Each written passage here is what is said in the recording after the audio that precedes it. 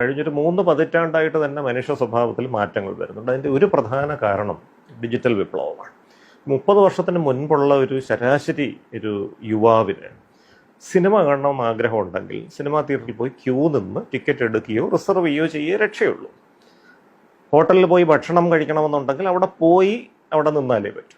ആരോടെങ്കിലും പ്രണയം അറിയിക്കണമെന്നുണ്ടെങ്കിൽ പോലും ഒരുപക്ഷെ നേരിട്ട് പറയാൻ ബുദ്ധിമുട്ടുകളുണ്ട്. ഒരുപക്ഷെ ഒരു ദൂതനെ വിടേണ്ടി വരും, അല്ലെങ്കിൽ ഒരു കത്ത് എഴുതി അയക്കുക, കാത്തിരിക്കണം മറുപടി. അപ്പോൾ മനസ്സിലൊരു ആഗ്രഹം തോന്നുകയും ആ ആഗ്രഹം സഫലമാവുകയും ചെയ്യുന്നതിന് ഇടയിലൊരു ഇടവേളയുണ്ടായിരുന്നു. ആ ഇടവേളയുടെ സമയത്തെ ഗുണം എന്താണെന്ന് വെച്ചാൽ ഈ 2 ഔട്ട്കംസ് പോസിബിൾ ആണ്. ഈ ആഗ്രഹം സഫലമാകാം, ചിലപ്പോൾ നടക്കാതിരിക്കാം. ഈ 2 സാധ്യതകളുമായിട്ടും സമരസപ്പെടാൻ തലച്ചോറിന് സമയം കിട്ടിയിരിക്കും. ഇന്നത്തെ യുവാക്കളെ നോക്കുക. ഈ ആഗ്രഹങ്ങളൊക്കെ തോന്നിക്കഴിഞ്ഞാൽ ഇൻസ്റ്റൻ്റ് ആണ് അല്ലേ? സിനിമ കാണണം, മൊബൈൽ എടുക്കുന്നു, ക്ലിക്ക് ചെയ്യുന്നു, എവിടെയെങ്കിലും സിനിമ കാണാനുള്ള സൗകര്യം കാണും. ഭക്ഷണം കഴിക്കണം, ഉടനെ ഏതെങ്കിലും ഒരു ആപ്പ് തുറക്കുന്നു, ഓർഡർ ചെയ്യുന്നു, കിട്ടുന്നു.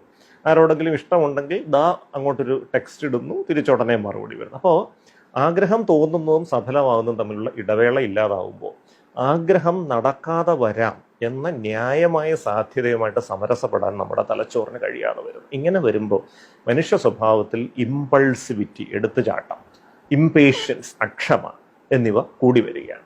അങ്ങനെ വരുമ്പോഴാണ് ഈ ആഗ്രഹം നിഷേധിക്കപ്പെടുമ്പോഴേക്കും ഈ എടുത്തുചാടി. ഇപ്പം താങ്കൾ ചോദിച്ച ഈ സംഗതി കഴിഞ്ഞ കുറച്ച് വർഷമായിട്ട് നോക്കിയാൽ പ്രണയം നിഷേധിക്കപ്പെട്ടതിനെ തുടർന്ന് കാമുകിയെ ആസിഡ് ഒഴിക്കുകയും കുത്തുകയും ഒക്കെ ചെയ്ത നിരവധി അനുഭവങ്ങൾ നമ്മൾ മാധ്യമങ്ങൾ കണ്ടതാണ്.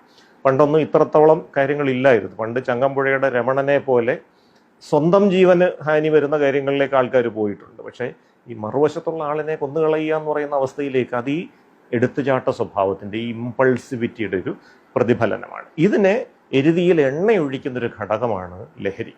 ലഹരിയോടൊപ്പം തന്നെ തുല്യ പ്രാധാന്യം അർഹിക്കുന്ന മറ്റൊരു സംഗതിയാണ് ഈ ഡിജിറ്റൽ അടിമത്വം.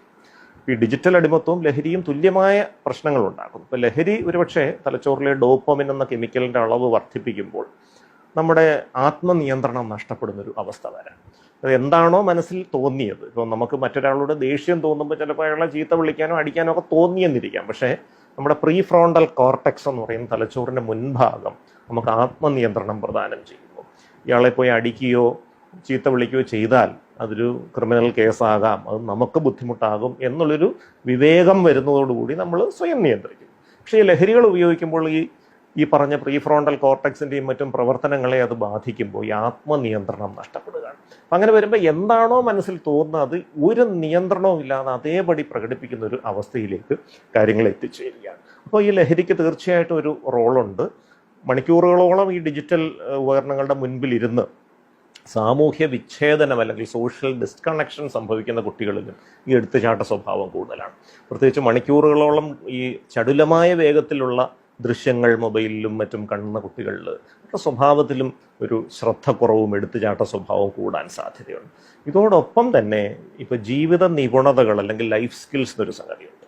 ഇപ്പം പണ്ടൊക്കെ കളിക്കാനുള്ള സമയം കിട്ടുമായിരുന്നു കുട്ടികൾക്ക്. അപ്പോൾ കളിയിലൂടെ കുറച്ച് ജീവിത പാഠങ്ങൾ പഠിക്കും. ഒരു കളി തോൽക്കാം, തോറ്റു എന്ന് വിചാരിച്ച് കുഴപ്പമൊന്നുമില്ല, അടുത്ത കളി കളിച്ചാൽ ജയിക്കാം. അതുപോലെ ഒരു കളി ജയിച്ചു എന്ന് വിചാരിച്ച് അമിതമായിട്ട് ആഹ്ലാദിക്കേണ്ട കാര്യമില്ല, അടുത്ത കളി തോക്കാം. ഇതൊരു ജീവിത നിപുണത വിദ്യാഭ്യാസം വരുന്നത്. ഇപ്പം ഇത് നഷ്ടപ്പെടുന്നു, ഇതിനുള്ള അവസരമില്ലാതെ വരുന്നു. കളികളെല്ലാം ഏകാന്തമായ കളികളായി മാറുന്നു, ഡിജിറ്റലായ കളികളായി മാറുന്നു. അങ്ങനെ വരുമ്പോഴേക്കും ഇത്തരത്തിലുള്ളൊരു ജീവിത നിപുണത കൂടെ കിട്ടാറുണ്ട്.